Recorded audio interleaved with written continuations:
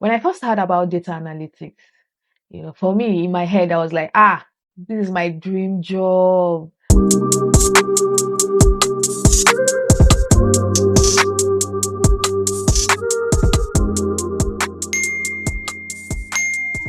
Sitting in an office, with beautiful laptops, analyzing data, helping businesses make sense of their data. It sounded fancy and it sounded easy. But here I am with many open tabs and hours of learning things that don't make sense. And instead of solving word mystery, I'm here cleaning data. And I'm not talking about organizing like list of names. No, I'm talking about missing values, removing duplicates, and trying to make sense of numbers that shouldn't even be there in the first place. It's funny, when I started, it wasn't easy. It was really, really messy. I was googling lots of questions over and over again, and the answers still didn't make sense to me. I think one of the things I learned is the data doesn't always come clean. Kind of how life feels sometimes. I used to think that the job of a data analyst was about making sense of data, was about being perfect with data. But now I'm learning it's about being okay with not knowing everything.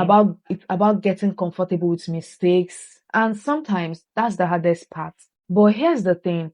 Sometimes the beauty is not in the answer, but in the process. The trial and error, figuring out the how and the why. So I guess what I thought I'll be doing is not exactly what I'm doing. And that's okay. The journey isn't about fixing reports or building beautiful dashboards.